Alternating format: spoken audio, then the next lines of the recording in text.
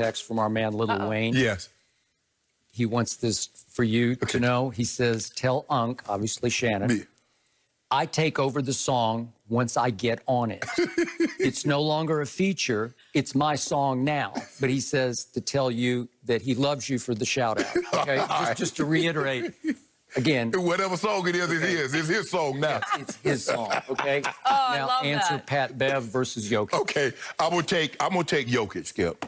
The last guy I should mention anything about flailing and flopping is Patrick Beverley. And this season, only one guy got fined for flopping. I'll give you one guess to guess who it was. And it wasn't Jokic. Jokic. It's Pat Bev. Skip, at some point in time, how about just give a guy credit? Just give Doncic credit. He's good. He's a great player. He's going to be in the MVP conversation for years to come. Of the big mans, of what we call true fives, I'm taking Jokic over any other big in basketball that plays that position. I'm taking him over Joel Embiid because you know why, Skip? I'm going to get that guy for 70 to 75 games. He's a better passer. He's a better scorer. Now, he doesn't rebound, but he's a better all-around big than Joel Embiid. I would take him. Embiid can pass it. Yeah, but that's Skip. He's a different animal. I got it. He's a different animal right there. And so for me, Skip, Skip, I don't even really like showing video because that eats into my time and that distracts you because when the people at home are watching, I want them to just see and hear me. But I got to show this video. This Pat Bev. Now I want you to do this Pat Bev right here. Take a look at old Pat Bev. Look at this. Against Jason Tatum. Oh my goodness, Skip. Denzel would be proud. You got smashed right in the face. That man against me. Skip, you look at it. People can't see. They see you. You know we are the 2x2, right? So they see you, right? I'm laughing. Exactly. Because you know it's a bull jive. Let's go to the other. Let's get to the other one. Look at this. Really, Skip? What is that?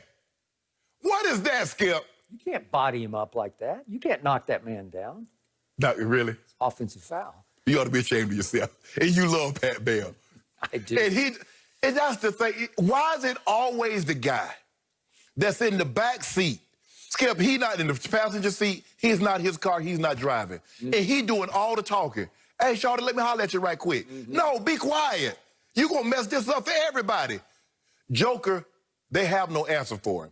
He filed with Zubats. He filed him out, Skip. There's a difference between getting fouls and getting shooting fouls. Because, yeah, he got 7 fouls committed against him, but the Clippers shot 26 free throws. So what game is Pat Bev watching? At some point in time, the problem that I have, look, when someone's good, you just say, you know what, he's a heck of a player.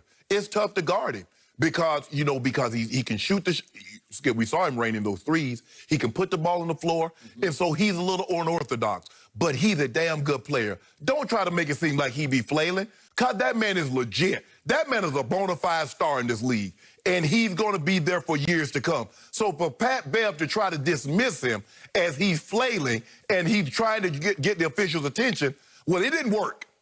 Because they only shot 10 free throws, so it didn't work. So I'm with Joker on this one. Pat Bev out his mind. And like Mike Malone said, had Kawhi said something, I might give it a little credence. I might even listen to it.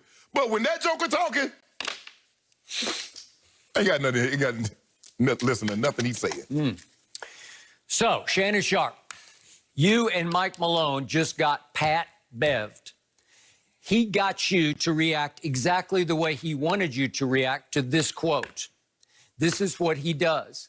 He wants to irritate, he wants to annoy, and ultimately he wants to distract the Denver Nuggets from the task at hand, which is down 2-1 to the Clippers to win Game 4.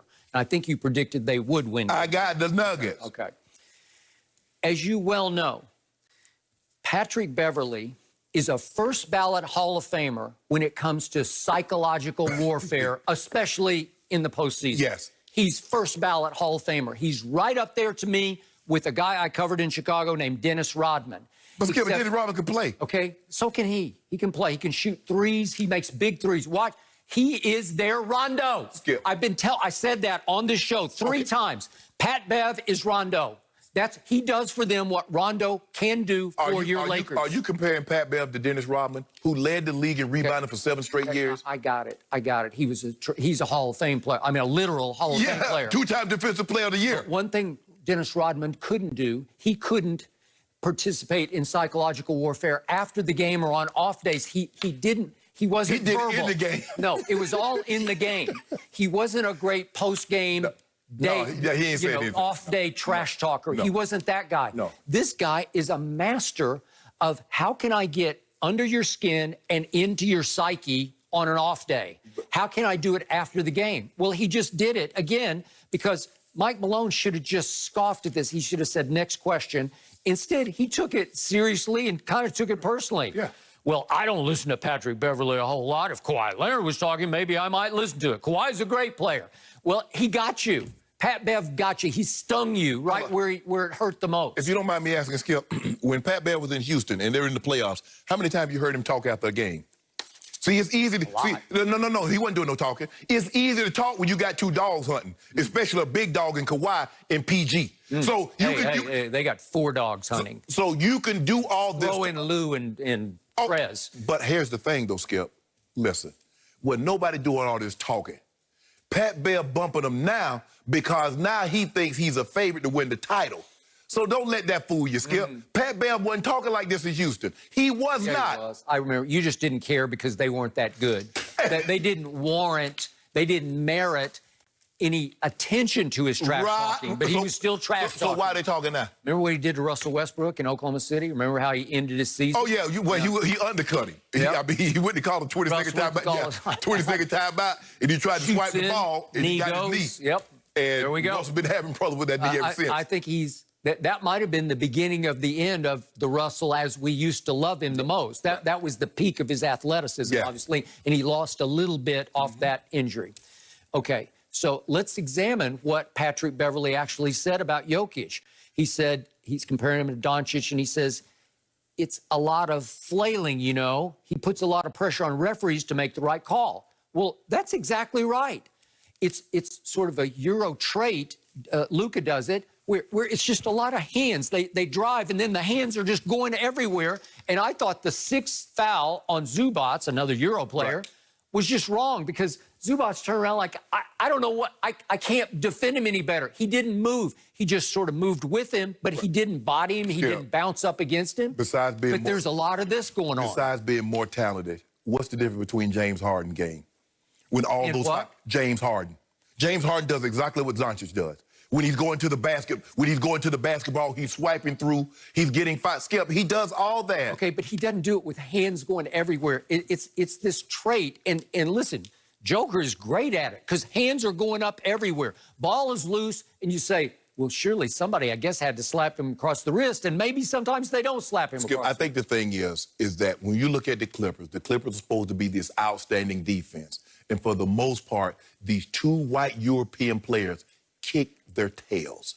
It's as simple as that. They had no answer for Doncic. It would have been interesting to see had Porzingis not fouled out and had been able to play those last couple of ball games. Interesting. And Joker, Skip, they can't do anything with Joker. They got nobody that can stop him.